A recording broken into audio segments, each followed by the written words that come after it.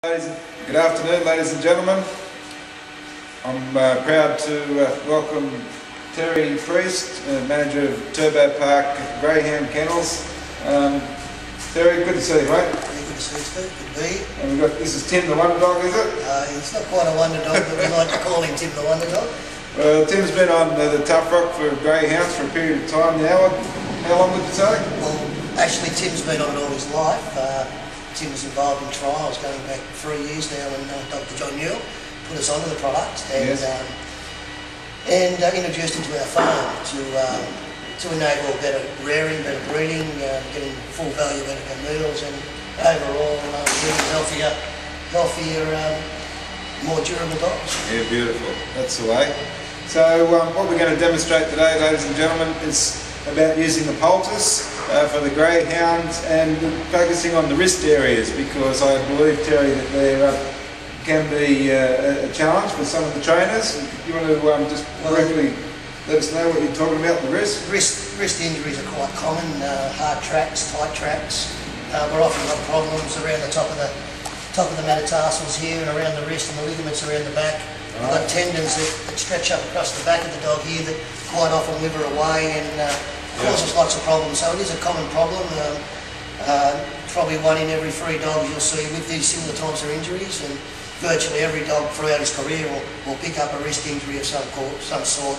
Turning and twisting, sharp movements, which of course happens in greyhound racing, again leading to these types of injuries. Well, I wanted to ask you a question because it's important. You talk about greyhound racing, it's a performance dog sport, but do you think that would also apply to these other performance dogs they've got out there these days? Well, my word, through the coverage through Fox Sports, you see a lot of the performance dogs through the hoops, over the jumps, and I was only mentioning to my wife the other week how beneficial our products would be, the TuffRock products, on the show jumping dogs, because they are show jumping dogs these days. Oh, they're beautiful. And they're under a lot of stress, and they do a lot of endurance, and they've got to back up the next day. So beautiful. I think there would be definitely a market there for them types of dogs. Well, I think we're talking about bringing out some product down to the World Dog Games at the end of October.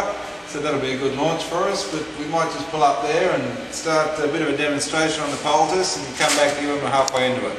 We'll start off with the wrist. Say I'm treating the front of the wrist here, which is, like I mentioned before, a common injury. You want to get a little bit of poultice in your hand, just scoop up. Yeah, work it up a bit. Enough to work it up. Yeah, work it up. And we want to cover the injured area. And you know, it can be a bit messy, but I always put a bit of tarp or do it out on the grass. And all we're doing is covering the injured area, bringing it around. And I'll put his leg back down. There we go, mate. And we can see I've got the poultice just sitting there nicely. One thing you must have, I found, Steve, with the poultice, we always have a bucket of water next to you. Because it can get quite messy, but what's a bit of mess when you're treating injuries? Well, that's right. With time, I always stick a bucket of water and a rag there.